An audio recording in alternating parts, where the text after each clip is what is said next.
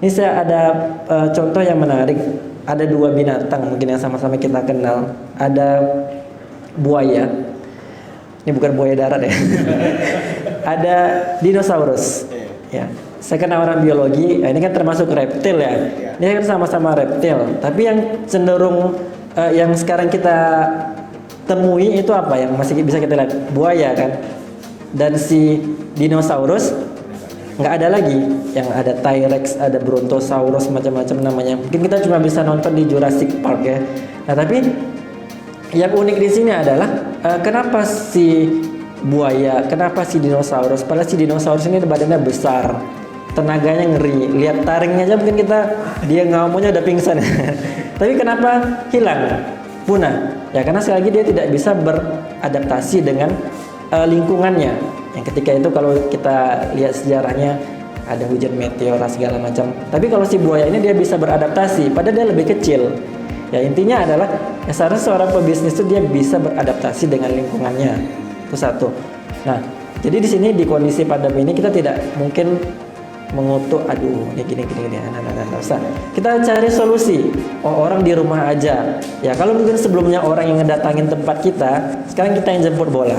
Ya kita mungkin apa? Oh, lebih kencangkan ke delivery produk, kita yang antar ke rumah dia. Satu. Karena jalan itu selalu ada. Hidup adalah solusi.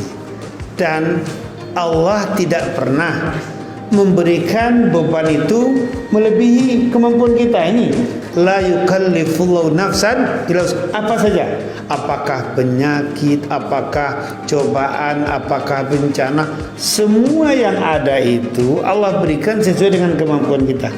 Beda kalau kita orang yang ingkar azab, wala nuzkanna minal azab. Kalau kita lalai itu adalah teguran. Fatarat basahata ya'ti Allah, kita ditegur. Tapi kalau orang beriman tidak. Orang beriman itu adalah jalan untuk mencari yang lebih baik. Makanya Allah tidak pernah mengazab orang beriman, hanya menguji. Kalau seandainya dia lolos dan naik ini, apakah pantas mendapatkan kenikmatan yang lebih? Jadi makanya orang sabar itu rezekinya banyak. Karena kan wabasyiri sabirin, beri kabar gembira orang yang sabar. Nah masalahnya pelaku usaha juga belum siap Bapak Ibu. Bukan tidak bisa, belum siap. Kredibilitas mengambil 1M ya. dia bukan masalah berani Bu ya. Tapi begini, pada saat orang biasa memegang 1 juta dibeli 100 juta, itu mentalnya bermasalah Bu ya. Mental 1 juta dengan mental 100 juta, angkanya cuma itu juga. Tapi kalau sudah kena sedikit seperti kata Bang Rahmat tadi, ya. Orang yang biasa megang kita nggak usah jauh-jauh di salah satu kampung yang hari ini katanya kampung kaya, dapat miliaran. Apa yang dilakukan pertama kali? Beli mobil, bikin rumah. Bini, Masa apa? tambah bini satu lagi. Itu ada kajian khusus nanti.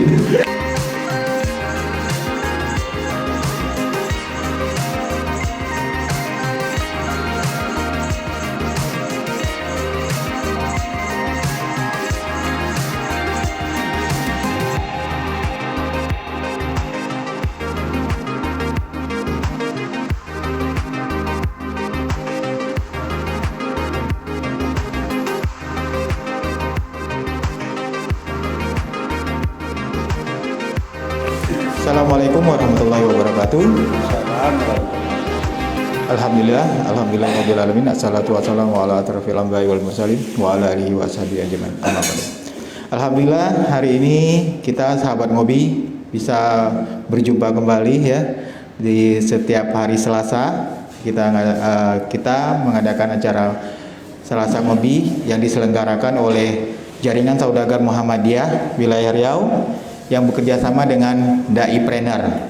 Nah, alhamdulillah hari ini acara ini didukung oleh beberapa partner kita, ada JNE, Tokomu, Toko Ciaga dan juga Unimas serta Pupuk ATN. Alhamdulillah pembicara kita hari ini sudah hadir ya. Ada dua, biasa ada pembicara tetap kita. Buya Zul Fadli, apa kabar Ustaz? Alhamdulillah. Kemudian juga ada pembicara tamu kita yaitu Bang Nando. Apa kabar Bang? Alhamdulillah. Baik, sebelum kita mulai, hari ini kita mengangkat tema itu menjadi wirausahawan sukses, kreatif dan inovatif melalui budidaya jamur tiram. Nah, alhamdulillah hari ini pembicara tamu kita Bang Nando akan membawakan tentang budidaya jamur ini ya. Nah, sebelum saya mencoba menggali apa yang sudah dilakukan atau usaha yang dilakukan oleh Bang Nando ini, saya perkenalkan dulu pembicara kita, yaitu Bu Bayu Fernando, ya, pendidikan S1 dan 2-nya biologi. Kemudian ikut beberapa organisasi, salah satunya FSRMM. Apa ini Bang? FSRMM. Tentu perkumpulan anak muda Bang yang bergerak di bidang pembinaan dakwah untuk remaja gitu.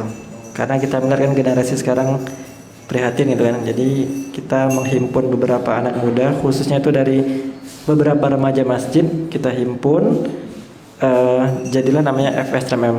Kalau di kepanjangannya itu Forum Silaturahim Remaja Masjid dan Mahasiswa. Jadi isinya anak-anak muda semua.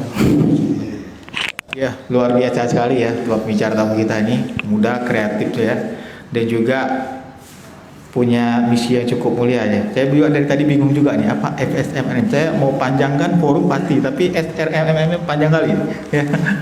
Oke, mungkin tanpa banyak mukadimah ya buat sahabat ngobi sekalian. Sebelum kita mulai juga saya ingatkan buat sahabat ngobi yang lagi nonton atau yang belum nonton atau itu bisa lihat di live streaming kita di FB Salasa Ngobi ya. Silakan like dan bisa bergabung ya. Kalau mungkin nanti ada manfaat silakan di-share. Oke, saya mungkin langsung dulu Bu ya ke pembicara tamu kita Bu ya. Ya. Nah, mungkin saya panggil Bang Nando aja lah ya. Lebih akrab. Ya, oke. Bang Nando, kalau kita lihat dari backgroundnya ini adalah S1 biologi, juga S2-nya biologi. Kalau dilihat usahanya pertanian gitu Bu ya. Kan bahasa gimana ya? Seperti ya tanda kutip nggak connect gitu kan gitu. Nah, jadi apa yang ingin saya tanyakan ini ya, pertama apa sih motivasinya gitu Bang Nando itu memilih usaha dan itu pun berhubungan dengan dunia pertanian atau budidaya pertanian. Itu kemudian satu. Yang kedua, mengapa memilih usaha seperti ini dan apa sih lika-liku yang sudah dilalui selama ini? Oke, baik. Langsung aja Bang ya. Ya, jadi tadi ditanya kok nggak matching ya. Ini saya jamur sama latar belakang pendidikannya biologi. Nah, mungkin perlu saya luruskan sedikit. Saya tuh di pendidikan biologi lebih tepatnya. Nah, jadi kalau ditanya matching nggak matching, sebenarnya matching. Karena kan kita ketika saya dulu kuliah, saya juga dulu belajar tentang jamur. Nah, cuma di pendidikan biologi itu memang tidak ada disentuh tentang wirausaha jamur. Nah, jadi saya itu ini kepikiran bagaimana ilmu yang ada di kuliah ini, salah satunya jamur. Kemudian saya juga belajar tidak hanya di kampus. Saya berpikiran bahwa sumber ilmu itu tidak hanya di kampus saja. Ya, kalau kita hanya berharap di kampus hanya sedikit. Nah, saya juga belajar sama petani jamur, sama yang sudah lebih dahulu terjun di dunia jamur seperti itu kan.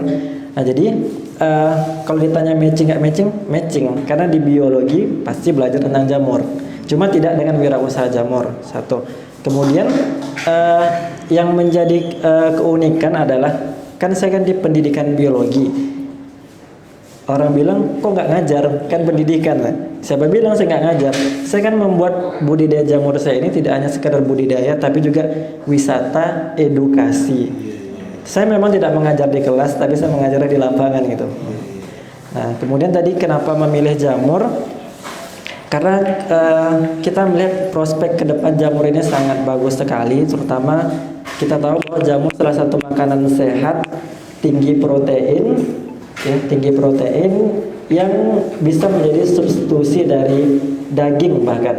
Jadi kalau bapak-bapak sekalian, pemirsa sekalian tidak bisa makan daging karena ada lemak, ada kolesterol, ini jamur sangat bagus sekali karena proteinnya tinggi, lemaknya hampir tidak ada. Dan ini ke depan pasti orang akan cari makanan yang sehat itu, dan juga harganya lebih murah pada daging. Itu sih salah satu alasannya. Ya. Berapa lama nih? Kalau untuk membudidayakan jamur sendiri itu kita sudah bergerak dari tahun 2015. Nah, kemudian untuk wisata edukasinya itu di 2017. Jadi kalau ditanya wisata edukasi ini sebagai apa? Ya kita sebagai channel untuk memancing orang datang. Karena sebagian masyarakat itu dia menganggap jamur itu masih hal yang beracun apa enggak ya. Jadi dengan adanya wisata edukasi kita sebenarnya membantu diri kita dan membantu petani jamur agar orang lebih kenal sama produknya. Karena kalau orang sudah kenal, pasti nanti ujung-ujungnya suka, ujung-ujungnya beli. Mari kita bikin wisata edukasi biar orang lebih kenal dengan jamur ini. Ini jalan berapa lama? Sampai tahun ini udah masuk 5 tahun. Iya, Cukup lama ya. cukup lama. Ya, kan begini. Pasti kan memulainya itu nggak semudah yang ya Iya. kita tahu lah dunia usaha itu kadang ada masanya bagusnya, Iya. apalagi ada naik turunnya gitu. Nah, apa dalam usaha yang sudah Bang Nando jalani yang udah lebih 5 tahun ini ya? Nah, itu apa sih yang sudah yang dialami selama ini sehingga tetap eksis di 5 tahun Iya. jalan ini? Nah, kalau berbicara suka duka banyak mungkin Bang ya. Karena kalau orang ini kalau saya bilang kurang fair. Ibaratnya dia tuh melihat hanya di titik kesuksesan seseorang. Ibarat gunung es, dia lihat puncaknya tapi tidak dengan dasarnya. Nah, berbicara tentang duka pasti saya pernah alami. Dulu ada setidaknya 2 lah yang menjadi kendala dulu ketika memulai ya, ketika di awal-awal. Dimana kita ketika membuat ini media tanam, backlog, media ya. ya backlog kalau bahasa orang jamurnya. Nah itu kita trial error karena dulu di 2015 itu kita apa ya, pertama orang petani jamur sedikit, kemudian ilmu juga terbatas, sumber ilmu ya. Kita mencoba dengan sekian kali percobaan kan, dan kita juga pernah misalnya membuat 1000 media, 90% gagal ya, bayangkan. Kemudian sudah berhasil membuat jamur, produksi jamur, ada kendala berikutnya. Pemasaran masih agak abu-abu gitu. Karena waktu itu 2015-16 orang belum kenal ini jamur bisa nggak dimakan gitu kan. Jadi kalaupun ada itu cuma beberapa orang relasinya gitu kan. Dan ini membuat kita ketika sudah panen ini buang kemana nih gitu. Jadi akhirnya ketika itu kita ambil solusi, ya udah kita ada yang sebagian memang kita betul-betul ini kita bagi-bagikan dulu deh, sedekah juga kan gitu kan. Kemudian juga kita konsumsi sampai waktu itu pernah seminggu itu kita konsumsi jamur terus menu ya, dari macam-macam jamur lah, macam-macam menu jamur, tumis jamur lah, asam pedas jamur, rendang jamur, iya. Nah itu kita pernah merasakan suka duka seperti itu. Tapi seiring berjalannya waktu kita mencoba menjalin relasi ke berbagai macam pihak ya, baik itu ke pasar, kemudian ke instansi ataupun ke ya macam-macam pihak lah untuk mengenalkan produk kita ini itu. Dan sekali lagi kita membuat konsepnya menjadi wisata edukasi itu adalah biar dikenal oleh orang banyak. Dan alhamdulillah kalau dihitung kunjungan orangnya itu sudah di tahun 2020 kemarin, tepat sebelum Covid itu tembus di angka 10.000 orang yang berkunjung. Dalam ya kalau diakumulasikan dari 2017. Nah itu juga kita melihat kenapa bisa secepat itu viralnya. Karena kita kita memang aktif di media sosial. Karena kita nggak bisa pungkiri bahwa yang namanya pasar sekarang itu tidak mesti harus nunggu kita buka lapak di pasar Bentang Tikar, itu enggak. Karena sekarang di sini udah jadi kantor, jadi pasar, apapun di sini sekarang. Ya, seperti kayak Ustadz Zulfadli kan notifikasi kredit masuk di sini gitu. Ya, semua serba di sini. Nah, kita juga memanfaatkan media sosial untuk kita selalu share, kita selalu promosi gitu. Setiap yang datang, kelebihannya kalau tempat wisata itu uniknya seperti ini. Orang datang pasti orang otomatis dia akan foto, akan video. Dan nanti ini juga akan auto promosi. Itu di mana? Kata temannya, di sini. Oh, nanti temannya datang lagi. Ini di mana? Itu di sini. Akhirnya dia tersebar seperti itu. Kurang lebih seperti itu sih, Bang. Baik. Masya Allah, luar biasa sekali ya perjuangannya bagaimana usaha jamur ini dirintis dari 5 tahun yang lalu ya. Dan memang mungkin kalau kita ketahui 5 tahun yang lalu mungkin nggak terlalu begitu familiar apa itu jamur gitu ya. Bahkan mungkin dulu pernah ada jamur di pohon-pohon yang udah tua gitu. Paling itu dibiarkan saja. Nah ini menarik sekali Bu ya. Dari penyampaian Bang Nando tadi bagaimana dia usaha yang dimulai boleh dikatakan mungkin waktu itu pasarnya mungkin belum ada kali ya. Tapi dengan keinginan kuatnya ya dengan keistiqomahan mungkin lah, istiqomahan itu beliau ya. Nah, alhamdulillah bisa mencapai hari ini udah 5 tahun karena berdasarkan survei sebuah usaha itu biasanya untuk di awal-awal itu butuh waktu 5 tahun untuk bisa eksis lama gitu. Nah ini udah luar biasa sekali dengan produk yang dimulai belum begitu familiar, tapi beliau bisa tetap eksis atau istiqomah mempertahankan sampai hari ini bisa. Nah itu apa yang dia bisa tampak dari apa yang dilakukan oleh Bang Nando ini untuk usaha ini? Betul. Ya. Terima kasih. Assalamualaikum warahmatullahi wabarakatuh. Ini ada hal yang luar biasa. Bang Nando mulai dari dakwah. Jadi konsep ibadahnya utama ini yang sangat menarik. Wa ma khalaqtul jinna wal insa illa liya'budun. Memang kita ini untuk beribadah dan ibadah tertinggi itu kan berdakwah. Kuntum khaira ummatin ukhrijat linnas ta'muruna bil ma'ruf wa tanhauna 'anil munkar. Manusia terbaik itu memang tugas utamanya dakwah. Jadi Bang Nando ini bagus dia mengumpulkan anak-anak muda dalam komunitas dakwah sekaligus diberdayakan untuk dakwah ekonomi. Nah, ini yang sangat menarik sekali. Ini sesuatu yang dimulai dengan niat ibadah yang tinggi. Lalu dengan melihat potensi itu, maka berani beliau melangkah. Karena keberanian melangkah ini memang konsep Islam sekali melakukan perubahan nih. Dari anak-anak muda yang memang tidak ada usaha dan tidak ada pekerjaan, beliau mulai di sana.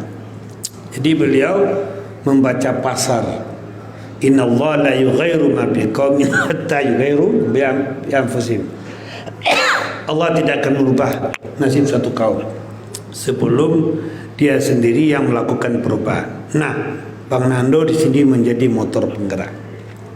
Jadi dengan basic ilmu beliau yang ada, beliau menerapkan pendidikan bukan di kelas, tapi di lapangan.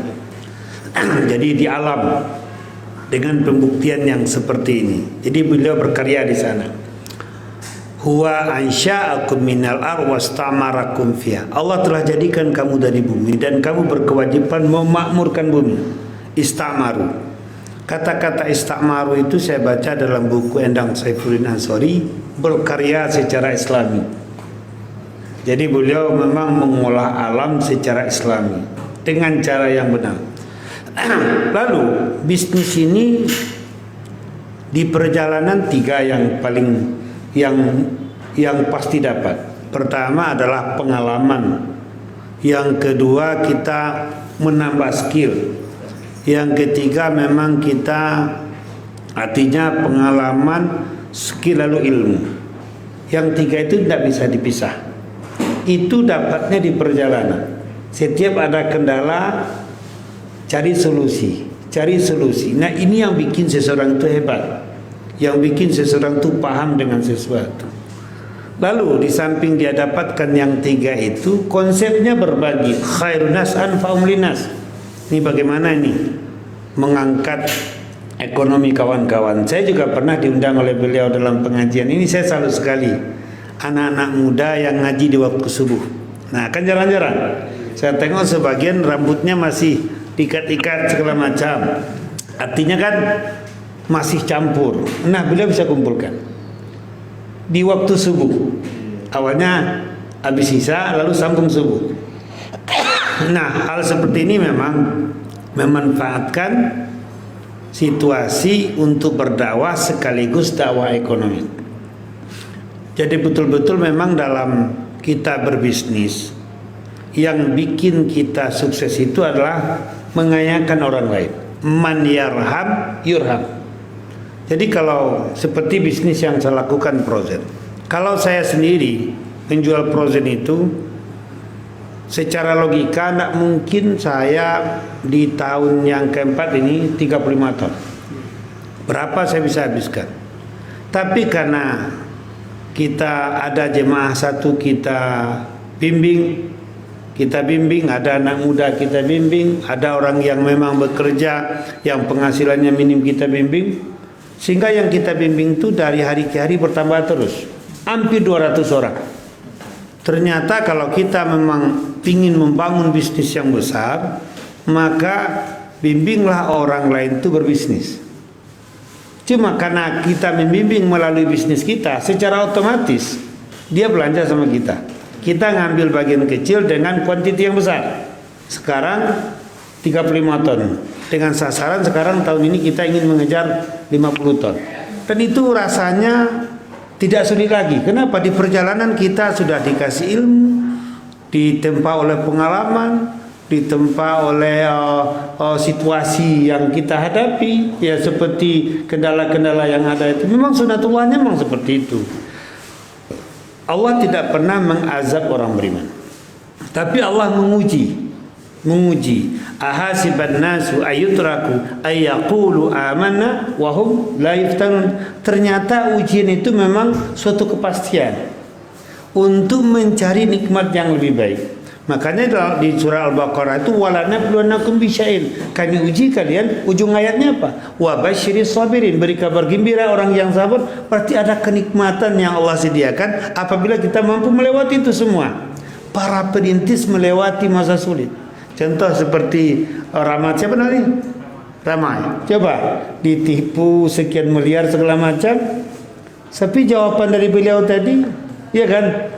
Kalau kita masih menyangkutkan tipuan itu karena materi, berarti kita masih kecil. Allah lebih tahu, ya kan? Apa rahasia di balik itu? Ini yang luar biasa sekali. Lalu ada lagi yang menonjol dari bisnis beliau, betul-betul memang menerapkan ukhuwah. Ukhuwah itu tidak bisa sembarangan. Kalau sebagai seorang mukmin jelas ada ikatannya. Innamal mu'minuna ikhwah. Itu tidak bisa, itu Allah yang menyatukan. Lalu yang kedua, kekuatan ibadah dia. Inna hadi ummatukum ummata wahidah wa ana rabbukum fa'buduni. Keikhlasan, ketauhidan itu akan menyatukan. Dan juga pemahaman agama yang baik dalam pengajian yang beliau tajam, ya kan? Wa'tasimu bihablillahi jami'a wa la tafarraqu. Pemahaman agama itu akan menyebabkan kita tidak berpecah belah. Jadi ini hal yang luar biasa. Sebenarnya rezeki seperti ini kita kan tinggal menjemput. Ya kan, 120 hari kita dalam kandungan sudah ada ketetapan bikat birizki wa ajali wa amali sakuna saidun. Kami tetapkan rezeki, ajal, pekerjaan serta berubah. Berarti sebenarnya orang mukmin itu berbisnis itu sederhana. Jadi kata kuncinya apa? Bagaimana dia menjemput. Menjemput dengan apa? Dengan kreativitas, dengan inovasi yang tadi. Nah, ada yang menarik ini. Beliau terakhir saya kan ikut temu jaringan saudagar internasional di Bali. Urutan pertama bisnis yang sedang menjanjikan itu memang makanan. Itu urutan pertama secara internasional. Dan makanan yang paling bagus itu adalah makanan halal. Di Jepang itu saudara kita di sana. Di Thailand juga makanan halal. Di ada di Brunei juga. Itu sudah jelas dengan di negara non muslim saja dikejar. Nah, yang kedua baru kreativitas tentang fashion. Yang ketiga beliau dapat lagi wisata halal. Ini secara dunia. Jadi makanan halal di sana ada, ya kan? Wisata halalnya itu secara mendunia itu adalah prospek yang terbagus untuk kondisi sekarang. Kenapa? Karena mohon maaf orang non muslim itu kalau sudah makanan muslim itu udah jelas higienis, udah jelas sehat, ini terjaga sekali. Jadi beliau memang bisa anak muda yang bisa menangkap situasi yang memang dibutuhkan saat sekarang ini yang sangat menarik. Jadi memang dalam Islam memang seperti inilah yang dibutuhkan. Kita tidak ingin dengan sumber daya alam Indonesia yang luar biasa dan sumber daya manusianya yang luar biasa. Kata kuncinya satu, yang menyebabkan beliau maju itu karena etos kerjanya ada. berani memulai dengan disiplin, dengan detailnya, dengan perfectnya, lalu memang pantang menyerah. Nah sekarang kita punya sumber daya alam, sumber daya manusianya ada, cuma etos kerja rendah. Nah sementara dalam Islam itu yang dituntut kerja. Wa qul ya'malu fasayarallahu malukum wa rasulun. Bekerja kalian kata Allah. Allah akan melihat pekerjaanmu, Rasul akan melihat pekerjaanmu, orang beriman akan melihat pekerjaanmu. Andaikan kita betul-betul berjalan dengan konsep Islam, janji Allah umat Islam terbaik termasuk dalam bidang ekonomi. Nah ini yang sangat menarik sekali dari anak muda Nando ini sekiranya. Ya, Masya Allah luar biasa sekali ya Bu ya. Kebetulan memang waktu acara Tugau Dagang Muhammadiyah di Bali, saya sama beliau ikut. Kami waktu itu, Masya Allah memang luar biasa. Di salah satu peserta itu ada yang datang dari Jepang dan dia pemilik minimarket di Jepang. Sama ya Bu ya, usia muda, pantang menyerah, dan untuk membuat usaha dia bisa jalan itu dia harus keluar kotanya dari tempat dia tinggal tuh sekitar 200 kiloan gitu. Padahal jualannya sederhana. Indomie, makanan produk olah-olahan ya semua. Bahkan dia bilang sebuah produk yang untuk masuk ke Jepang itu sebelum masuk ke Eropa itu lebih sulit masuk ke Jepang gitu. Nah itu luar biasa sekali. Bisa tebus ya. Jadi memang luar biasa, apalagi seperti yang dilakukan Bang Nando ini. Kayaknya sepertinya Jepang sendiri seperti ini konsisten juga ya sepertinya ya. Nah ini kita mungkin kembali ke Bang Nando juga. Nah tadi kan Bang Nando bilang bagaimana produk ini atau jamur ini Bang Nando memperkenalkan ke masyarakat. Berarti kan butuh edukasi yang luar biasa. Nah alhamdulillah hari ini masih bisa itu sudah mulai dikenal lah gitu ya. Nah cuman kan seperti kebanyakan hari ini ya kondisi pandemi COVID gitu kan. Nah, apakah kondisi hari ini itu berpengaruh dengan usaha Manono ini? Itu satu, ya. Mungkin nanti tambah lagi. Ya, jadi kalau ditanya apakah pandemi itu berpengaruh pada usaha yang sedang kami jalankan, pasti berpengaruh ya. Semua usaha pasti berpengaruh ya. Terutama kita merasakan ini di sektor wisata, karena kemarin kita tahu selama pandemi yang namanya kerumunan itu kan dilarang atau dibatasi seperti itu. Sementara yang namanya orang wisata kan pasti hiruk pikuk riuh gitu kan. Dan terutama lagi yang sangat kami rasakan itu adalah karena kita ini judul depannya wisata edukasi, dan kita akui bahwa target pasar untuk wisata kita itu karena dia edukasi adalah sekolah dan kampus.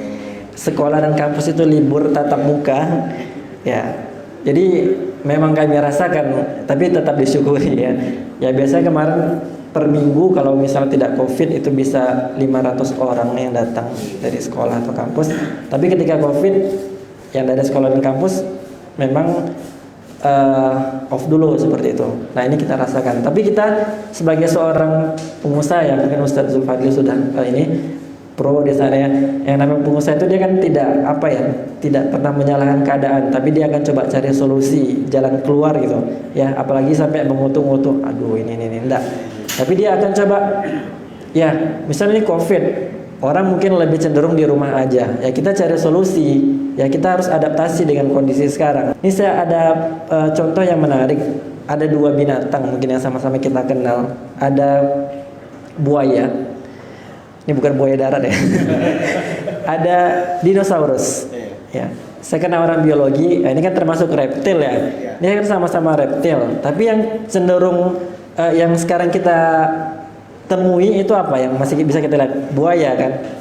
Dan si dinosaurus nggak ada lagi.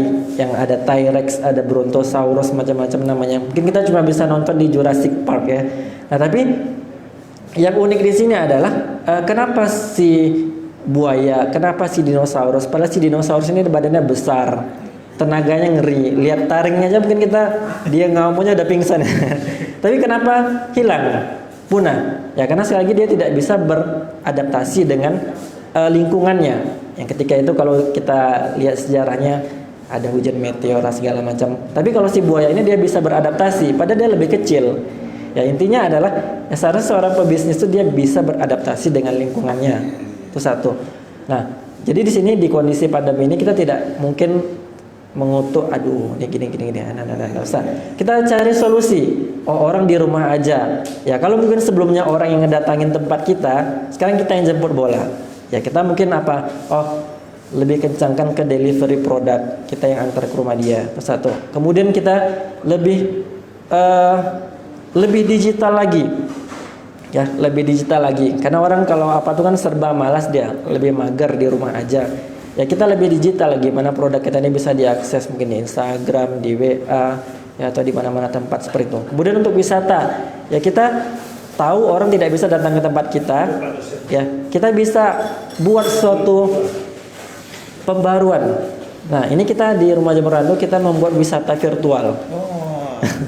Ini wisata virtual, jadi anak-anak yang sekolahnya di rumah aja dia tetap bisa wisata tapi virtual ya, tapi dalam menggunakan apa ya, Zoom meeting, Google Meet seperti itu. Jadi tetap berjalan gitu, walaupun mungkin memang tidak maksimal, tapi kita coba sebisa mungkin apa sih solusi-solusi yang bisa dibuat itu, tidak kita mengutuk keadaan ya.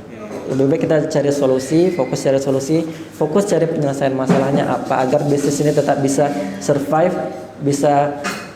Ya mungkin kalau di pandemi ini mungkin cenderung lebih survive dulu lah. Ya kalau tidak bisa attack ya minimal survive dulu. Itu sih Bang. Ya luar biasa sekali ya. Jadi tidak ada kata menyerah ya. Ini yang luar biasa sekali. Saya tangkap dari beliau ini adalah bagaimana never give up-nya gitu ya. Karena memang bukan sesuatu yang mudah untuk mendevelop sebuah bisnis, apalagi bisnis itu bukan bisnis yang umum gitu ya. Ditambah mungkin kondisinya baru membaik dalam 2-3 tahun yang lalu, tiba-tiba ada pandemi gitu kan. Nah inilah luar biasa tantangan seorang pengusaha ya. Jadi memang luar biasa. Oke, sebelum saya lanjut ke Buya, mungkin ada sedikit saya tanya lagi ke Bang Nando. Nah setelah ini tadi mungkin untuk bagaimana solusi dari wisata edukasi yaitu dengan virtual. Nah sekarang kan dari produk nih, ada produk jamur. Nah apakah dari usaha yang Bang Nando lakukan ini, apakah hanya menjadikan produk jarum ini sebatas bahan setengah jadi, atau mungkin punya varian produk yang bisa langsung dinikmati oleh konsumen ya. Kemudian juga bagaimana sih caranya atau pola marketing atau pemasaran selain online yang dilakukan sudah lama ini? Apakah ada konsep-konsep yang mungkin seperti sebelum-sebelumnya ada seperti reseller atau bagaimana? Mungkin siapa tahu para pemirsa kita yang mendengar mungkin ada tertarik gitu dengan Bu ya. Mungkin jadi tim atau bagaimana gitu kan. Mungkin kesempatan bisa dengan Bang Nando. Nah, jadi kalau ditanya produk kita itu apa, jadi intinya gini, Rumah Jamur Randu itu kita berusaha memproduksi jamur, produk itu dari hulu sampai ke hilir. Ya, contohnya apa? Saya cerita sedikit lah ya. Misal dari media tanam ini, media tanam kita tetap produksi, tetap jual. Jamur segar kita tetap jual. Nah, untuk kulinernya itu kita bagi 3 macam Bang. Pertama ada yang memang segar kan, jamur segar. Kemudian ada yang setengah jadi. Ini langsung dimakan? Segar maksudnya dicuci dulu, diolah dulu. Ada yang setengah jadi. Setengah jadi itu produk-produk frozen. Misalnya kayak ada bakso, ya Bapak ini udah skeleton loh kan. Ya misalnya ada bakso jamur frozen, ada crispy jamur frozen, ada nugget jamur frozen. Nah itu yang setengah matang. Kemudian kalau yang siap makan ada kayak rendang, ada crispy yang sudah dikemasi, ada teh. Kemudian kita juga ada misalnya seperti es krim seperti itu. Nah itu juga kita buat seperti itu. Nah jadi kalau untuk bertahan di tengah pandemi ini ya kalau dari segi produk sih kita, karena kita melihat di pandemi ini orang cenderung di rumah saja, kita lebih menekankan ke produk frozen. Karena kan orang kan biasa kalau di rumah aja tuh kan dia maunya nyemil itu kan. Kalau frozen kan tahan lama, bisa disimpan di freezer gitu. Nah kita arahkan ke sana seperti itu. Kemudian kalau untuk strategi marketing sih kita biasanya reseller dijalankan. Ya kita memberikan potongan bagi beberapa orang yang menjadi reseller kita. Ya mungkin kalau misalnya pokoknya ada lah minimal 20% untuk dia satu. Kemudian kita juga bekerja sama dengan startup seperti itu, yang startup digital. Katakanlah mungkin pemirsa sekalian, teman-teman sekalian pernah dengar Warung Segar ID. Itu adalah produknya orang Pekanbaru, anak Riau, anak muda juga. Nah ini Mereka mengembangkan aplikasi di mana mereka menghimpun produk-produk pertanian dan berbasis digital dan berbasis aplikasi. Jadi orang kalau mau belanja itu nggak mesti ke pasar, cukup pilih produknya di aplikasi, nanti ada kurir yang antar itu. Oh, itu sekarang Pekanbaru. Ya, masih Pekanbaru. Nah, itu dia termasuk mitra kita juga seperti itu. Kemudian solusi lainnya adalah kita berjejaring. Kita masuk ke komunitas-komunitas. Nah, kebetulan saya diamanahkan menjadi ketua komunitas petani jamur Riau. Nah, jadi kita punya anggota dari Pekanbaru sampai Selat Panjang, dan ini kita saling terkoneksi, di mana nanti kita saling melengkapi lah, ya. Di mana ketika kita kekurangan stok, nanti kita hubungi teman kita, atau ketika kita banjir stok kita oper ke teman-teman kita dari Pekanbaru sampai Selat Panjang itu ada. Jadi berkomunitas, berjamaah lah kalau bahasa Islam. Ya itu sih Bang. Oke, luar biasa sekali ya. Jadi memang kebermanfaatannya ya, selain tadi pantang menyerah ya, kemudian juga bagaimana memanfaatkan, bukan memanfaatkan, saling bermanfaat gitu. Nah, alhamdulillah dengan kondisi pandemi ini membuat Bang Nando dan teman-teman tidak patah arang hingga menghasilkan produk-produk yang luar biasa yang kebetulan ada korelasi dengan usaha Buya kita ini. Ini luar biasanya, kayaknya hampir semua tamu kita nih memang connect sama Buya kayaknya ya. Iya, pokoknya hampir yang hadir ini kayaknya bakal habis ini nyambung terus gitu ya. Iya, Insya Allah luar biasa. Mungkin ini Allah perjalankan mungkin untuk apa ya ngopi ini ya. Nah, ini Buya, bagaimana ini Buya dengan kegigihan beliau ini dengan kondisi pandemi tadi ya, tanpa menyerah walaupun dari satu sisi ada satu item bisnisnya yang memang karena libur sekolah pandemi itu, tapi tanpa menyerah gitu kan. Nah, itu bagaimana menyikapi dari sisi kita sebagai muslim ini? Pertama, rezeki tidak pernah salah alamat, tidak pernah terhenti walaupun pandemi. Ya kan? Wa ma min dabatin fil ardi illa ala Allahi rizquha. Setiap ada nyawa itu Allah ciptakan ada rezekinya. Pandemi tidak pandemi, rezekinya sudah ada. Nah, sekarang dia ada. Nah, kalau hanya sekedar makan itu rahasia Allah, ada saja. Cuma sekarang kan keunggulan kawan-kawan kita, terutama Bang Nando ini, wa allaisa lil insani illa ma sa'a, dan tidaklah akan diperoleh oleh seseorang melainkan sesuai dengan profesionalnya. Ya kan? Jadi rezeki itu ada. Sekarang ada sedikit gangguan yaitu pandemi.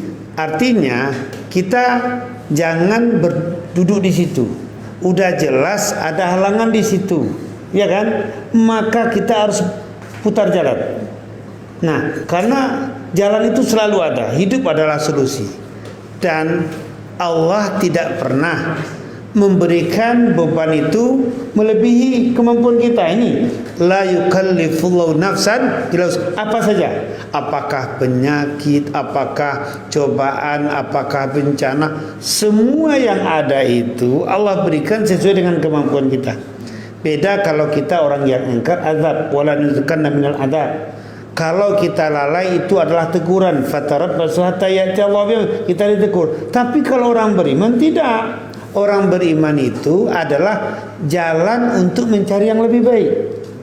Makanya Allah tidak pernah mengazab orang beriman, hanya menguji. Kalau seandainya dia lolos dan naik ini, apakah pantas mendapatkan kenikmatan yang lebih? Jadi makanya orang sabar itu rezekinya banyak.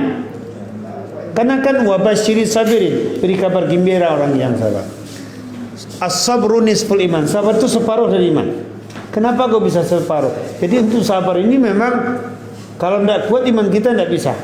Nah, di antara ciri sabar itu pertama, selalu berpikir positif.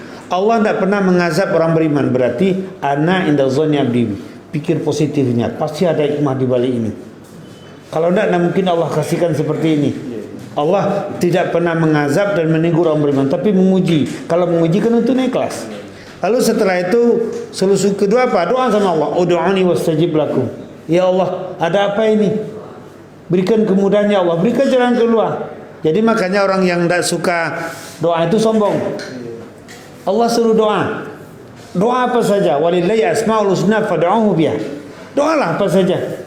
Cuma kadang-kadang kenapa Pak Haji belum punya Pajero? Karena doanya tidak pernah minta Pajero.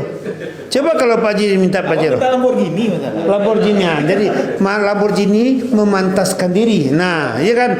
Al-imanu laisa bitaman. Iman itu bukan angan-angan, walakin wakhara fi qalbi sadaqul amal. Jadi harus mengukur keyakinan dan kemampuan. Nah, jadi tidak boleh juga lompat-lompat itu doa. Nah, setelah itu pendekatan wasta'inu bisabri wasalah. Nah, beliau di komunitas dakwah. Nah, ini yang menarik sekali. Selebihnya apa? Ikhtiar. Ikhtiar itu sebenarnya potensi itu kan sama. Potensi hati, potensi pemikiran, potensi fisik. Nah, persoalannya kalau memang hati pingin kuat, dekat dengan Allah. Kalau pikiran pingin cerdas, belajar terus, iqra. Kalau memang fisik ini ngelincah, lakukan, kerja terus. Wa qul i'malu fasayarallahu amalukum warasuluhu. Kenapa ada orang yang gagal, setengah gagal dan sukses? Itu kan pilihan. Pingin jadi yang terbaik di atas rata-rata atau itu pilihan. Jadi satu sisi manusia ini mukhayyar dan satu sisi musayyar. Satu sisi manusia ini ditentukan secara mutlak. Dulu Pak Haji di dalam kandungan, terlahir, anak-anak, remaja, lalu dewasa, tua, lalu meninggal. Itu tidak bisa dipilih. Tapi kalau kehidupan, mau jadi petani jamur, mau di frozen, mau di garlic, ya kan, seperti Pak Ruslan, ya seperti Mas Yudi di herbal, itu pilihan. Nah, pilihan itu tergantung bagaimana kita memberdayakan potensi yang ada. Jadi ini yang luar biasa sekali. Lalu yang kedua ada yang sangat menarik dari beliau, jaringan. Minoritas punya jaringan, bisa menguasai mayoritas. 13% menguasai 90%. 80% hanya tinggal 10%. Karena tidak bisa berjaringan, berjamaah, network. Sebenarnya dalam ibadah sudah salah sendiri nilainya 1. Coba kalau berdua bertiga langsung 27.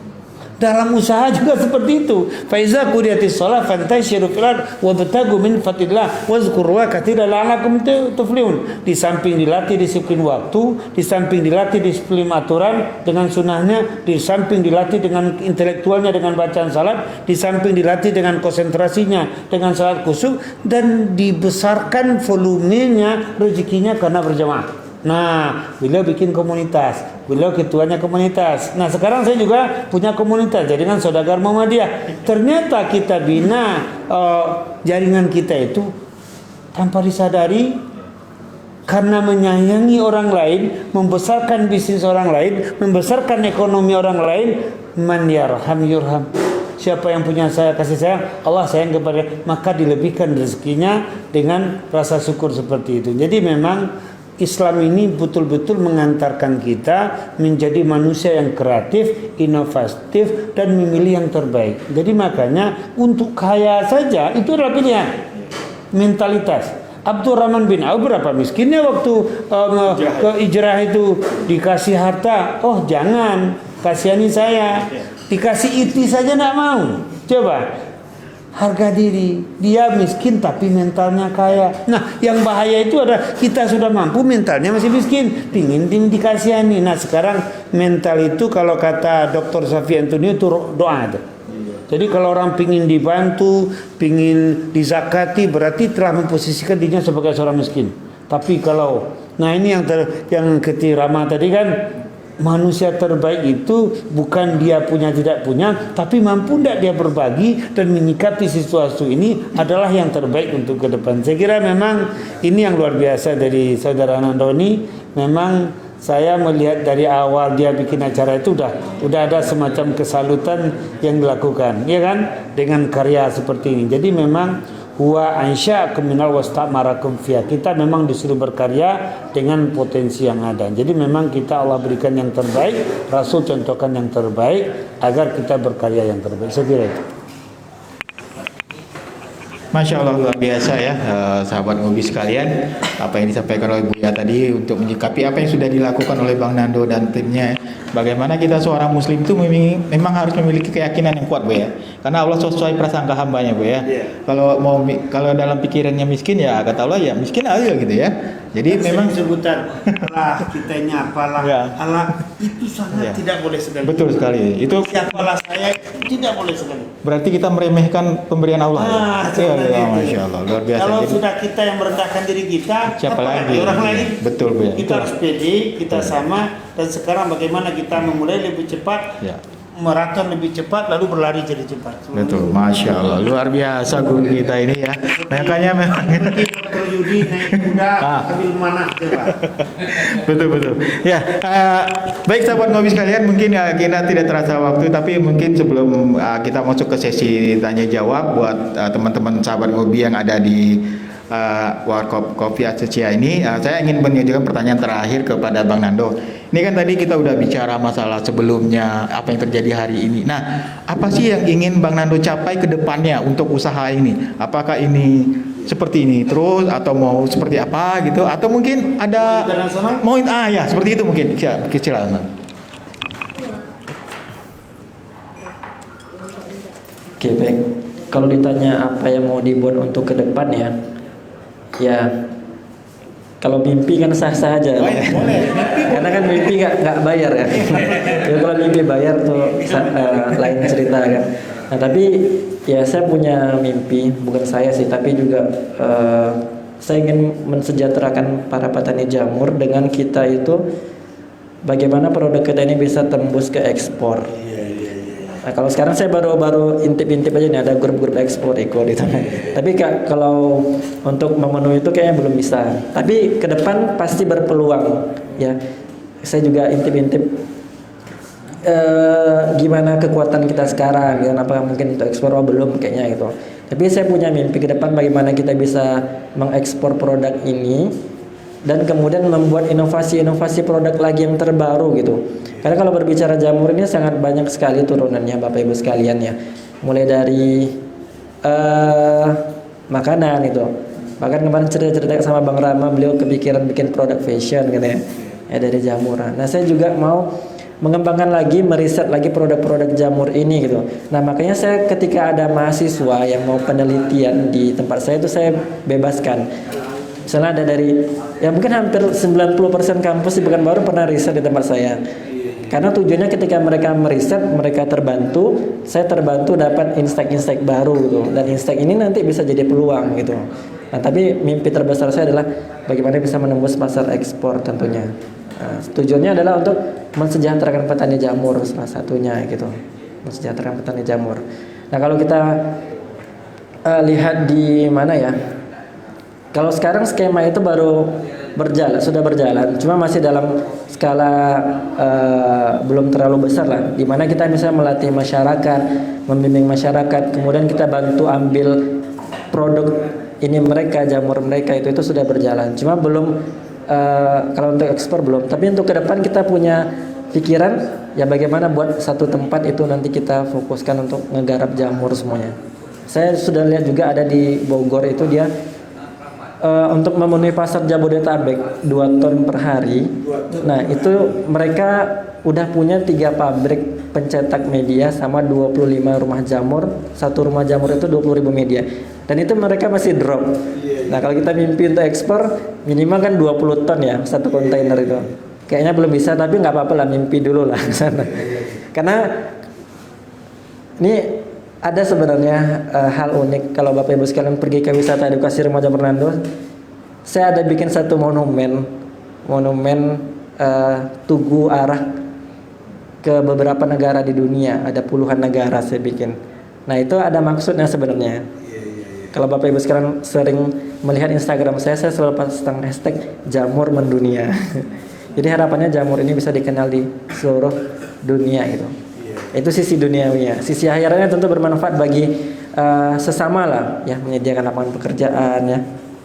Ya sebagaimana yang tadi bilang oleh Ustaz ya. Khairun nas anfa'uhum linnas tadi ya. Nah, dan salah satu cara untuk bermanfaat bagi orang banyak itu adalah salah satunya lewat jadi pengusaha gitu. Saya sebenarnya kan basicnya guru nih, guru sebenarnya.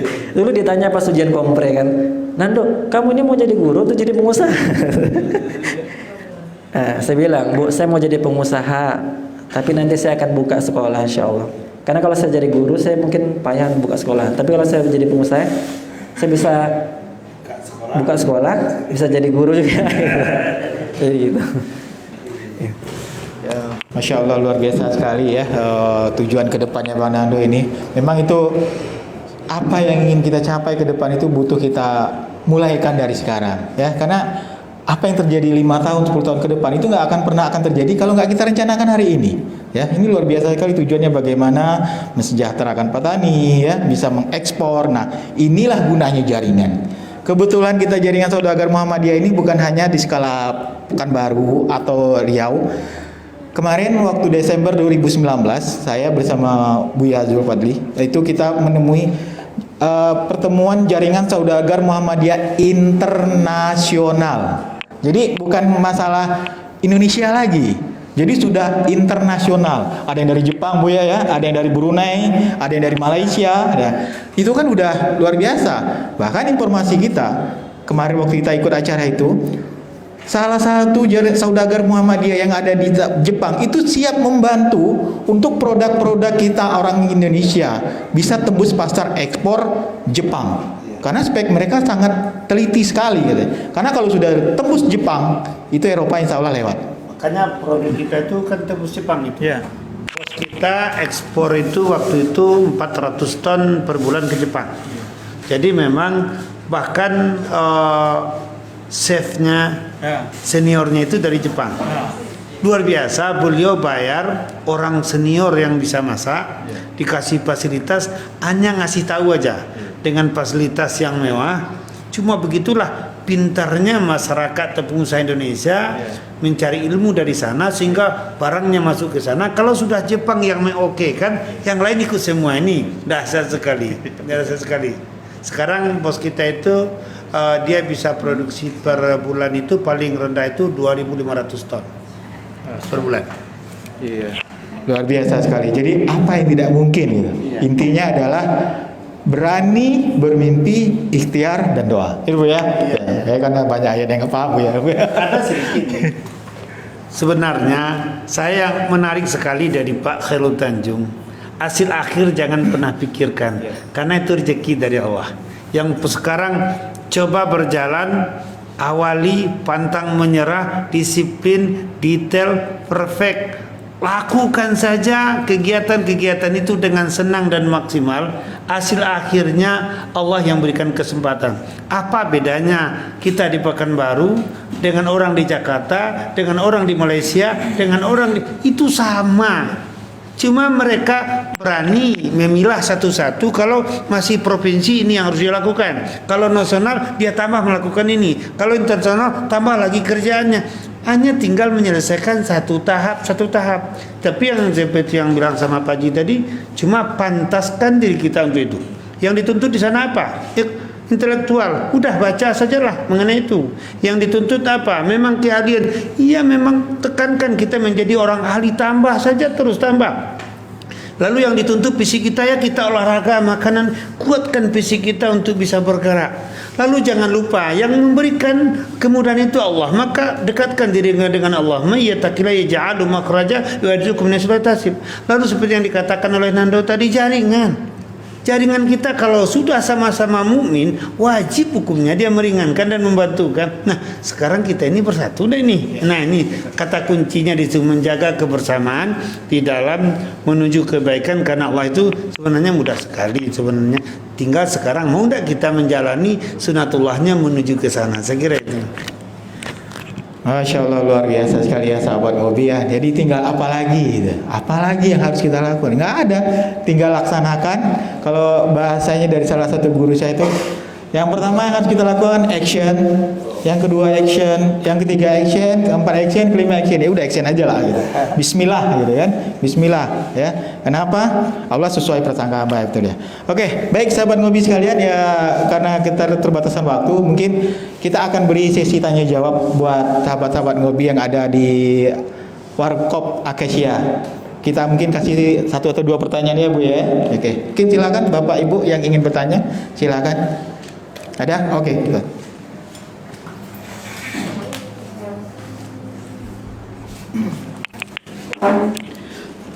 Baik, bismillahirrahmanirrahim. Assalamualaikum warahmatullahi wabarakatuh. Pertama saya ucapkan terima kasih kepada Abang Nando selaku pemateri kita pada sore hari ini yang sangat luar biasa sekali. Namun saya kurang termotivasi Pak, karena saya tidak tahu biografi beliau. Seharusnya disebutkan dulu biografi beliau, latar belakang beliau bagaimana. Kan kita cuma tahu S1, S2. Cuman bagaimana beliau menempuh S1-nya, bagaimana menempuh S2-nya, bagaimana. Kemudian apa penyebab beliau mengambil alih ke pertanian gitu, mengalihkan profesi, tentu kita nggak tahu. Kemudian di usia berapakah beliau sekarang ini kita juga nggak tahu kan. Jadi perlu juga kita udah nikah apa belum, sudah jadi kita juga perlu tahu biografi beliau. Itu yang pertama. Yang kedua, saya juga masih belajar. Banyak sekarang pengusaha-pengusaha muda yang inovatif, yang kreatif, baik itu dari usaha pertanian, peternakan juga ada, bahkan sampai kuliner. Kalau terutama dikhususkan di rumah jamur ini, alhamdulillah sudah banyak yang membudidayakan jamur ini, Ustaz. Kawan-kawan juga ada di Payakumbuh, dan saya ya mulai tertarik, ada rasa tertarik kan beliau begitu. Cuman juga kita nggak tahu ini, kalau Bang Nando bilang bermimpi, tentu kita harus ada langkah untuk mencapai mimpi kan begitu. Kenapa tidak kalau kita bisa punya mimpi 20 ton gitu, kenapa tidak kan begitu Ustaz? Cuman ada langkah-langkahnya, ada tolak ukur. Misalnya kalau kita keterbatasan lahan, misalnya kita keterbatasan produk, kita keterbatasan media itu kan ada dua, ada sumber daya alamnya, ada sumber daya manusia, di mana keterbatasannya. Kenapa tidak bisa kan begitu? Karena banyak sekali di sini kita para permisa yang hadir pada sore hari ini, ya mungkin kalau seandainya keterbatasan dalam sumber daya manusia, mungkin Ustaz bisa carikan pembantu dari Bang Nando, atau misalnya keterbatasan dari materi, mungkin banyak kita sini orang-orang yang mungkin mampu berinvestasi kepada beliau kan begitu. Jadi mungkin kita juga perlu tahu sharing lah dari Bang Nando sendiri, apa yang menyebabkan keterbatasan. Apakah ITM-nya, ideal target marketnya yang tidak begitu besar, atau lahannya juga kurang, kemudian bibitnya bagaimana, kemudian pemupukannya bagaimana, juga kita juga wajib tahu dari Bang Nando sendiri, sehingga ada daya tarik gitu. Seperti saya sendiri, kalau saya mungkin tidak punya ilmu tentang pertanian, mungkin saya bisa bantu dari segi yang lain gitu. Misalnya kita berinvestasi kepada beliau yang mengembangkan bisnisnya bagaimana, atau marketingnya sendiri. Mungkin itu penjelasan saya. Yang pertama biografi beliau kita juga mau tahu, yang kedua langkah-langkah beliau. Mungkin itu dari saya. Sekian, terima kasih. Assalamualaikum warahmatullahi wabarakatuh. Apa perlu langsung jawab atau tambah satu lagi? Langsung aja dulu. Boleh langsung aja. Langsung aja dulu, oke. Oke, baik. Mohon maaf, Bang, siapa tadi namanya Bang? Fauzan ya. Tadi Abang bertanya tentang biografi. Mungkin kalau untuk biografi, untuk usia dulu Bang ya. Aduh, saya malas kalau malas usia. Saya masih muda Bang, masih 25 tahun. Mulai usaha itu dari umur 18 atau 19. Ada bukunya tuh Bang. Ya. Jadi saya mulai usaha itu umur 19 tahun, tepatnya ketika masih awal-awal kuliah S1. Kemudian status masih single Bang ya. Kemudian untuk yang lain-lain, kalau riwayat pendidikan itu dari pendidikan biologi S1 S2-nya Unri. Saya dulu sempat mau jadi dokter, tapi alhamdulillah gagal. Saya nembak kedokteran UI, alhamdulillah gagal. Mungkin kalau saya lolos, saya nggak kepikiran buat ginian. Saya mungkin usaha jual beli mayat. Ya. Kemudian kalau untuk yang lain-lain terkait ke organisasi komunitas, alhamdulillah saya bergabung di beberapa komunitas. Kalau untuk yang keagamaan, saya di FSRMM, itu kita bergerak di bidang membina pemuda, dakwah pemuda. Kemudian kalau untuk yang usaha, saya tergabung di TDA, Komunitas Tangan di Atas. Ada Kadin juga. Ini ada Bapak yang bawang. Di Kadin juga. Kemudian juga ada di Pekanbaru Berdaya, mentor di Pekanbaru Berdaya. Kemudian aktif juga mengisi seminar, terutama di kampus-kampus. Karena saya berpikiran di kampus itu apa ya?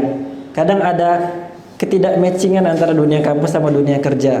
Banyak yang setelah tamat S1 bingung luntang-lantung kemana. Karena salah satunya kurang punya soft skill, wirausaha gitu. Karena mindset yang ditanamkan kebanyakan adalah pencari pekerjaan, bukan menciptakan pekerjaan. Nah, itulah saya dan teman-teman bertugas memecahkan mindset yang itu tuh. Ya gimana nanti tamat kuliah, oke, yang mau jadi PNS silakan. Tapi kalau yang lebih bagus kan kita bisa buka lapangan pekerjaan. Karena bayangkan saja kalau di Unri saja 6.000 orang yang tamat setahun, semua nyari kerja.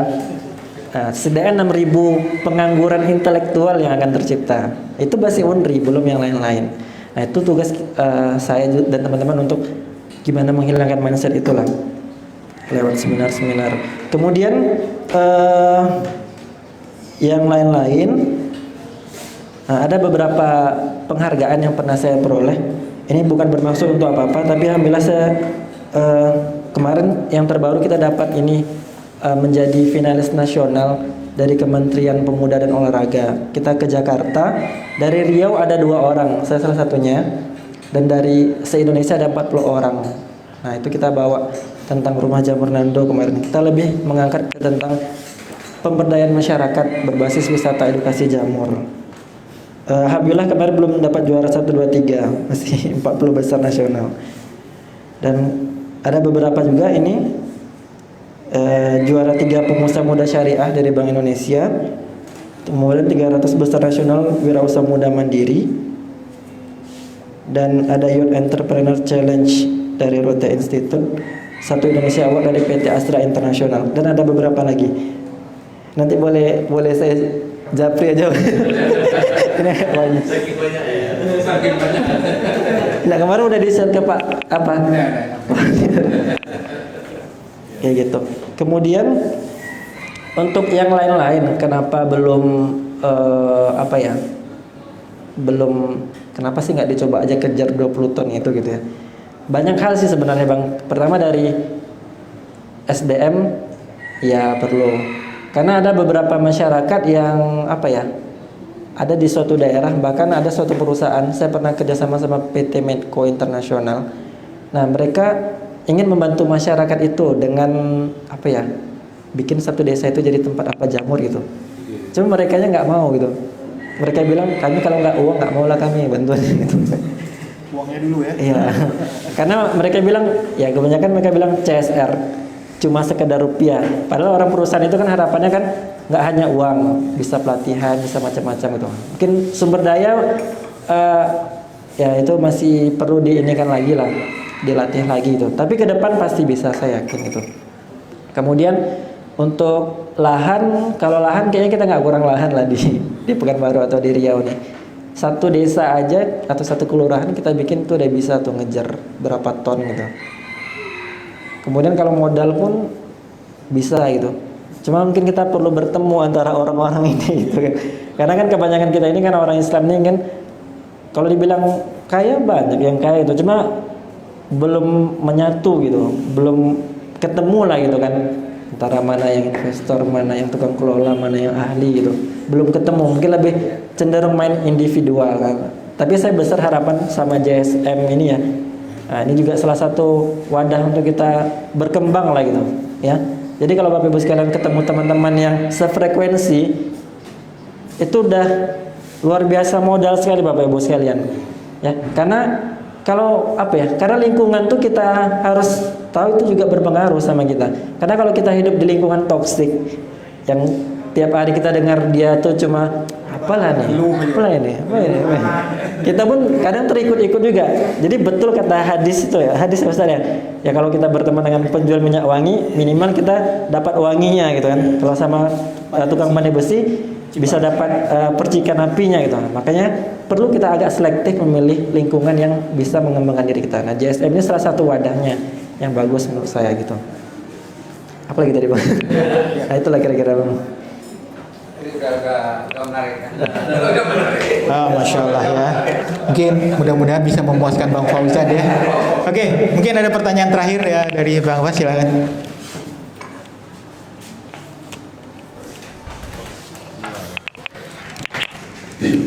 Bismillahirrahmanirrahim. Assalamualaikum warahmatullahi wabarakatuh. Nah, untuk wisata jamur ini, berarti kan Bang Nando di sini fokus untuk wisata, yang kedua untuk produksinya ya. Nah, budidayanya. Nah, saya waktu sekitar 6 tahun yang lalu, saya dulu stay di Jogja. Jadi di Jogja itu ada rumah jamur juga. Tapi jamurnya itu bisa dibuat jadi jamur rasa ayam, jamur rasa tongseng, jamur rasa jengkol gitu. Semua diolah semuanya gitu. Jadi selain dia melakukan budidaya, mereka yang si owner ini dia buat ini juga restoran juga. Bahkan itu rame luar biasa gitu. Nah, pertanyaan saya, apakah Bang Nando ada plan seperti itu gitu? Karena kan di Pekanbaru ini untuk itu belum begitu ya, belum ada orang yang membuat seperti itu gitu. Mana tahu kan, dengan ada kita mengambil dari, karena kan biasanya hal-hal yang entrepreneur itu kan banyak di Jawa. Nanti kita aplikasikan di daerah-daerah kita gitu. Ya, sekian dari saya.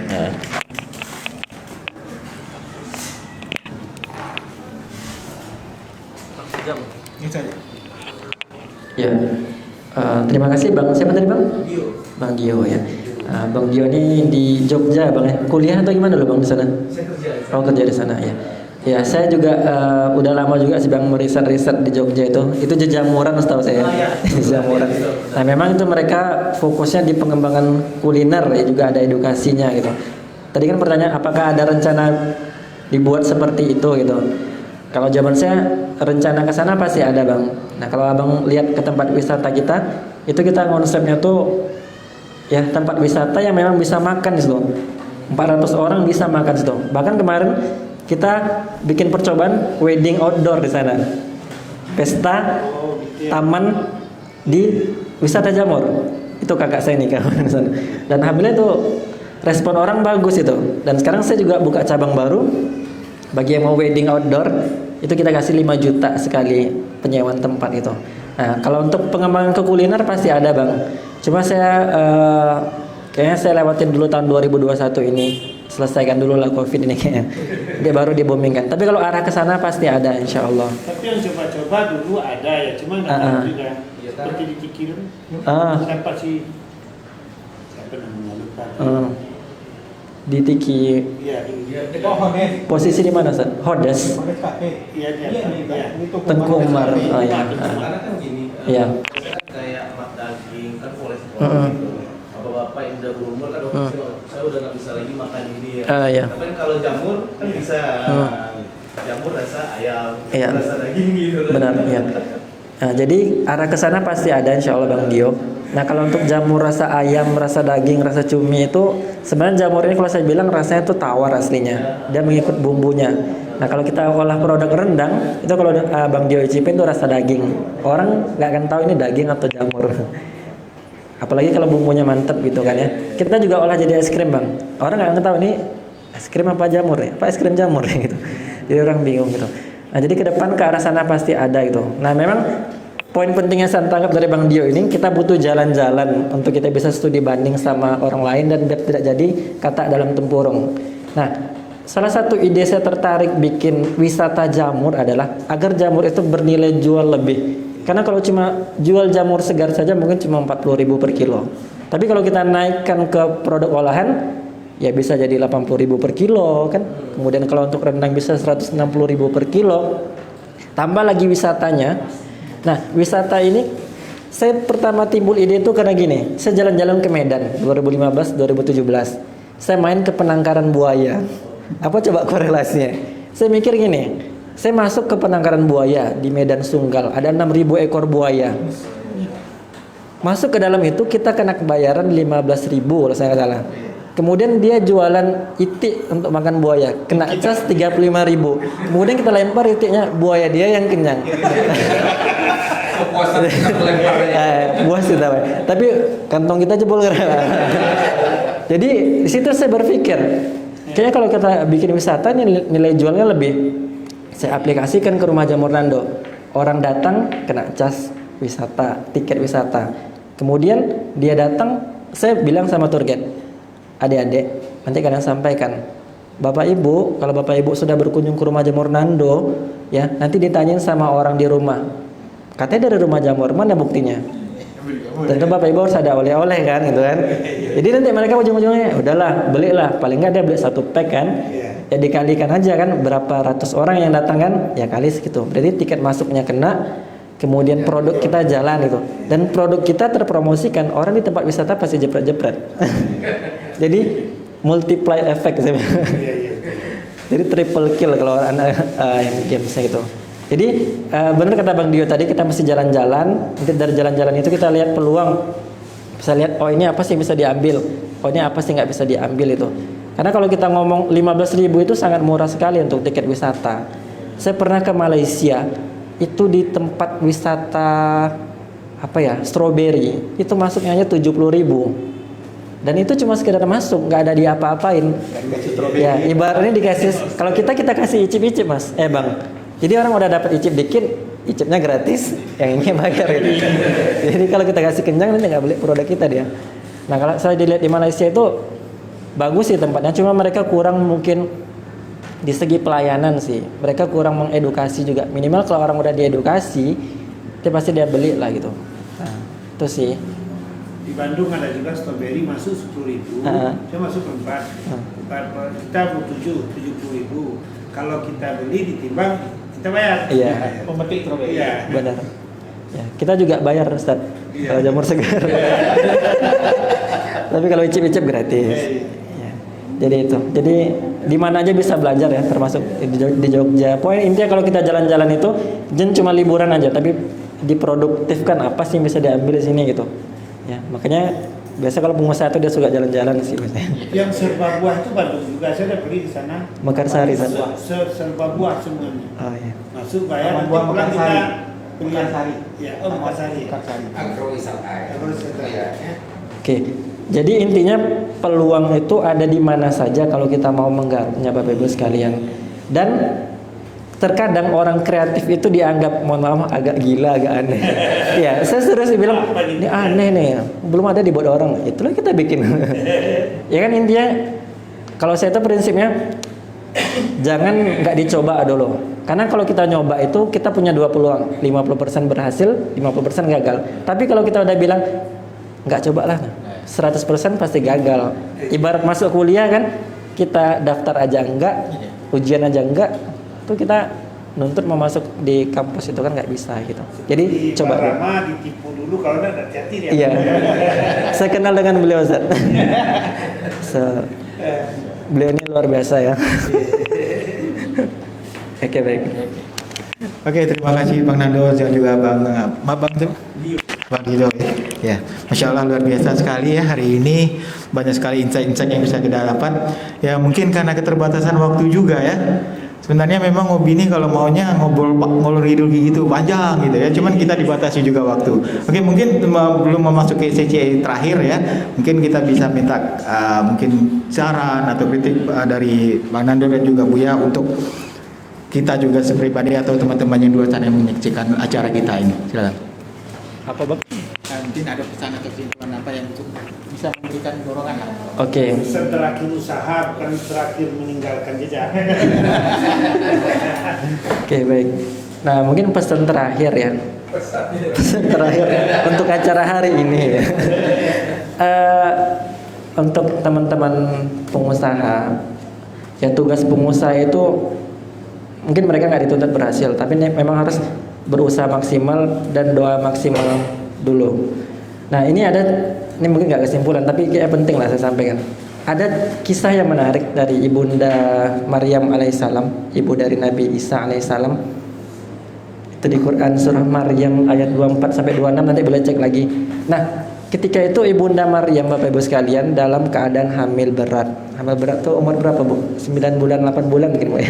Sudah hampir melahirkan. 8 bulan ya, Bang ya. Nah, ketika itu Ibunda Maryam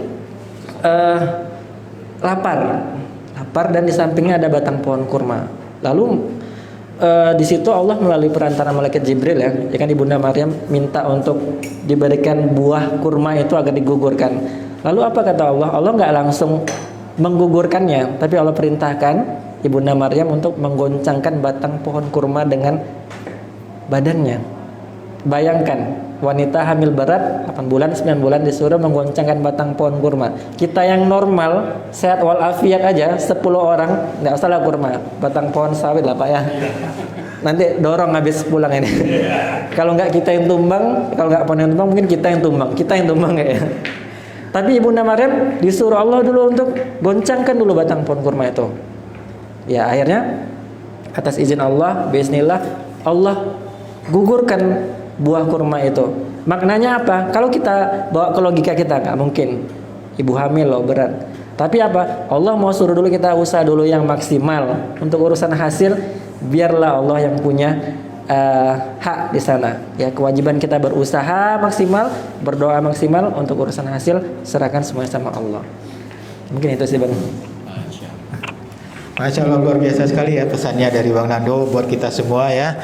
Yang penting ikhtiar tanpa kenal lelah, alias never give up. Oke, ini mungkin Buya ini yang pesan-pesan penutup buat kita nih ya, para pengusaha ya, apalagi banyak juga yang beralasan pandemi segala macam gitu ya. Ya berlindung di balik alasan gitu kan. Karena apapun alasannya ya, semua alasan itu hanya ada di otak kita. Oke, Buya, bisa Buya. Sebenarnya kisah yang sama. Siti Hajar. Ya, kenapa ditinggalkan? Nabi Ibrahim tidak berani jawab. Tapi artinya kepada siapa dititipkan, baru dia menjawab kepada Allah. Fa'alul lima yurid. Allah berkehendak sesuka hatinya. Di padang pasir yang tidak ada tumbuh-tumbuhan, tidak ada air, hanya buat makan sekedarnya. Anaknya menangis kehausan, lalu ternyata dia lihat di sana ada harapan. Ternyata fata morgana. 7 kali bolak-balik. Nah, ternyata kapan Allah berikan rezeki bukan dari dia, dari kaki bayi mungil Ismail alaihissalam. Digerakkan kakinya, keluar air di sana, di sanalah dikumpulkan zam. Jadi memang rezeki air zam-zam sampai sekarang kan tidak terputus. Ya, penyerahan kepada Allah, doa, ikhtiar maksimal. Lalu yang kedua, jangan kita merendahkan diri kita. Walaupun kita berpendidikan rendah, walaupun kita tidak ganteng dan tidak cantik, jangan pernah merendahkan diri kita. Potensi dasar itu sama, hati, pikiran, dan fisik itu sama. Sekarang kalau pendidikan formal itu kan tanda kita sekolah formal. Seperti Rocky Gerung, bahkan gelar saja tanda tamat kuliah. Lalu mengenai ilmu, nah yang bikin orang itu sukses itu pertama ilmu. Ilmu itu satu saja, baca aja terus, Iqra. Saya belum boleh keluar rumah sebelum baca itu aja.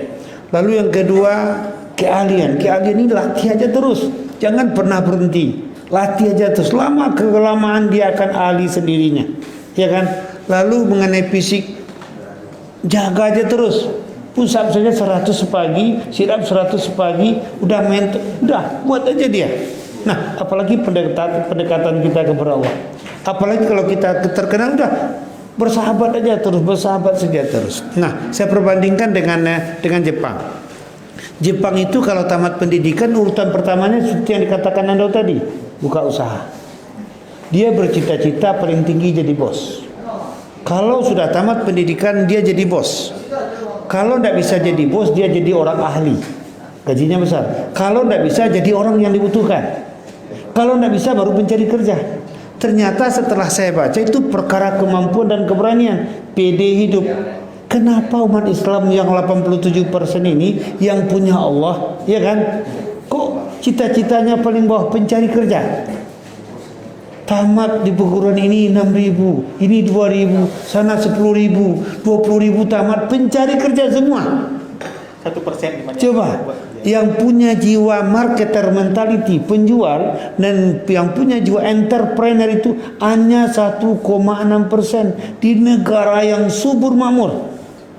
Sehingga orang-orang dari luar, Cina datang kemari, Jepang datang kemari, ya semua datang kemari bisa mencari kaya. Ya kan? SDA kita punya, sumber daya alam, sumber daya manusia kita punya, mereka kerja semua di luar negeri itu. Jadi cuma sumber daya alam Indonesia dan sumber daya manusia Indonesia sama dengan untuk asing, ini yang tidak boleh. Andaikan kita sadari sekarang kita pintar, punya cuma punya kreativitas dan inovatif, dan lalu yang kedua punya etos kerja, selesai ini semua. Selesai ini semua. Jadi memang mindset itulah yang ditimbulkan oleh Nando dan juga kita di Ngobi ini.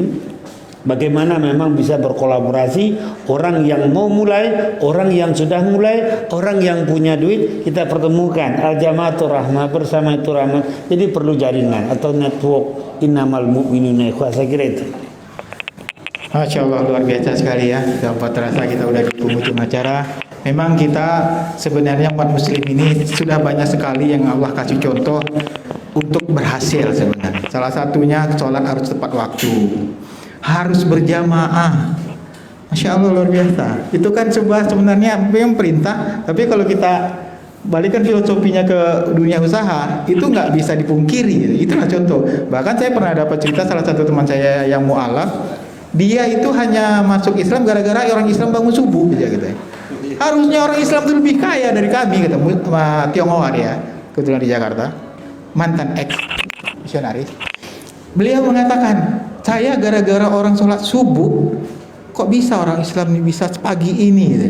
Dan gara-gara sholat subuh dia masuk Islamnya pada saat sholat subuh. Nah, itu ya. Jadi yang bangun duluan orang Islam ya. Harusnya kaya duluan ya. Masya Allah, luar biasa. Oke, baik Bapak Ibu yang mungkin luar biasa sekali ya diskusi kita hari ini, ngobrol bisnis kita hari ini. Mudah-mudahan nanti ke depan bisa menjadi lebih baik lagi. Nah, saya ingin sedikit menjelaskan tentang Ngobi ini ya.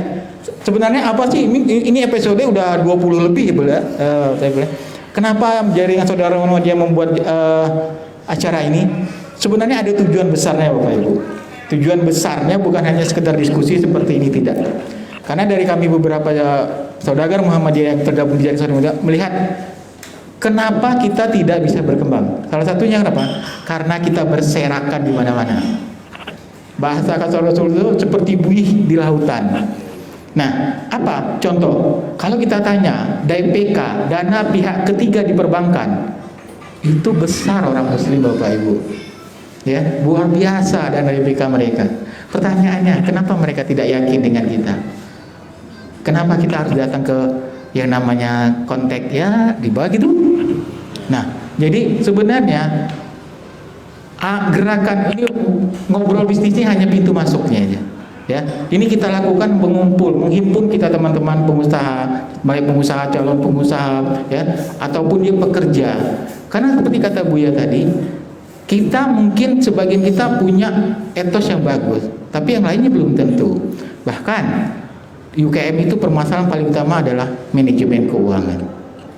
Ya, banyak sekali saya ketemu, saya kebetulan juga selain di Muhammadiyah saya juga memegang salah satu asosiasi. Mereka mengatakan omset saya ada, tapi duitnya tak ada. Nah, pertanyaannya gimana orang mau mempercayai uangnya kepada orang ini gitu? Dia punya bisnis, omset ada, tapi duitnya nggak ada gitu. Siapa yang mau percaya? Kenapa orang kita yang notabene muslim tahu bahwa riba itu dosanya luar biasa sekali? Mungkin Ustadz bisa lebih menjelaskan daripada saya gitu. Tapi kok masih mau? Karena apa? Ada trust, ada jaminan, ada garansi. Hari ini, kenapa kita tidak bisa lakukan itu? Garansinya apa? Rasul SAW itu pertama kali yang dilakukan adalah membentuk kejujuran, transparansi. Nah, investor sederhana, transparansi keuangan selesai urusan. Mau dia gagal karena kondisi COVID masih bisa dipahami. Tapi kalau gagalnya salah melola, itu nggak ada yang mau. ya. Nah, jadi inilah ngobi itu sebenarnya tujuan besarnya adalah itu Bapak Ibu. Mengumpulkan yang berserakan ini. Ya. Kita tahu lah potensi kita kalau mau jujur hari ini terutama di Riau ini bukan sedikit orang yang sudah menarik dananya yang di perbankan. Karena mereka sudah mulai banyak memahami. Tapi masalahnya kemana saya taruh uang ini? Nah, masalahnya pelaku usaha juga belum siap Bapak Ibu. Bukan tidak bisa, belum siap. Kredibilitas mengambil 1 M ya. dia bukan masalah berani Bu ya. Tapi begini, pada saat orang biasa memegang 1 juta diberi 100 juta, itu mentalnya bermasalah Bu ya. Mental 1 juta dengan mental 100 juta, angkanya cuma itu juga. Tapi kalau sudah kena sedikit seperti kata Bang Rahmat tadi, ya. Orang yang biasa memegang kita nggak usah jauh-jauh di salah satu kampung hari ini katanya kampung kaya dapat miliaran, apa yang dilakukan pertama kali? Beli mobil, bikin rumah. Ini Macam apa? tambah ini satu lagi. Itu ada kajian khusus nanti. Nah, jadi itulah kita ngobi berharap ya. Mungkin dengan kita melakukan ini alhamdulillah udah episode di atas 20-an. Jadi kita sekarang mengumpulkan teman-teman pelaku usaha dan mudah-mudahan nanti kita melakukan ini teman-teman yang memang nggak tahu nih mau dimanakan investasi uangnya dan teman-teman kita udah siap. Maka dari itu nanti selain bicara masalah ngobi ini dari diskusi, kita juga nanti akan ada yang nama sharing. Mungkin udah bicara teknikal lagi. Teknikal tuh bagaimana keuangan. Nah mungkin nanti teman-teman ngobi yang punya skill kayak gitu, kita akan coba latih. Kenapa? Transparansi itu nggak bisa nggak. Ya, Rasul SAW itu dititipin uang itu karena yakin uangnya kembali gitu. Pemilik uang itu hanya sederhana, yang penting uang saya kembali, itu aja. Bukan masalah kadang untung nggak untung tuh mereka bisa dipahami, ya. Jadi itu, ya mungkin itu sedikit ya buat Bapak Ibu yang sudah biasa. Apa sih sebenarnya tujuan besarnya ngobi ini? Tujuan besar kita itu Bapak Ibu, ya. Bagaimana mengumpulkan yang berserakan ini nanti, terkhususnya kita manusia. Nah, makanya dengan jaringan tadi ya, seperti tadi udah ada untuk ekspor ya. Apalagi Bu ya ini di Muhammadiyah Pusat, wah udah cukup bagus ya. Jadi nanti kalau teman-teman mau masuk Jepang, ayo kita kontak lagi, kita bangun jaringan. Karena bukan apa-apa, pengusaha Jepang itu dibina oleh salah satu pengurus Muhammadiyah Pusat dan dia di bawah. Nah, inilah gunanya jaringan. Selama ini kita hanya jaringan pengusahanya aja, tapi pekerjaannya juga belum tahu. Jadi mungkin saja nanti ngobi buat teman-teman, oh saya nggak biasa, ya mungkin kita tidak ditakdirkan semua jadi pengusaha. Oke, deal. Seperti kata Bu tadi, jadi ahli lah gitu. Atau jadi orang yang dibutuhkan. Nah, mungkin nanti dari ngobi mereka bergabung buat teman-temannya, oh saya nggak punya bakat atau kemampuan untuk berbisnis, tapi saya punya kemampuan untuk menjadi ahli. Why not? Ya, nah inilah tujuan besar kita. Oke, Bapak Ibu, mungkin itu gambaran singkat dari diskusi kita hari ini. Mudah-mudahan ini bisa menjadi motivasi buat Bapak Ibu sekalian untuk lebih yakin dan percaya atas apa yang kita usahakan. Yakinlah bahwasanya Allah sesuai prasangka hambanya.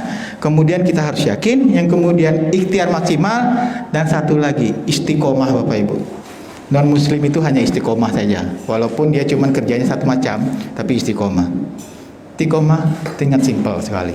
Kata guru saya, ibu dari segala keterampilan itu adalah pengulangan. Jadi diulangi, orang bisa menjadi 100 kali itu karena diulang terus. Ya, baik Bapak Ibu, mungkin itu saja dari saya. Mungkin terlalu banyak penyampaian yang kurang berkenan. Saya mohon maaf. Lebih dan kurang saya mohon. Assalamualaikum warahmatullahi wabarakatuh.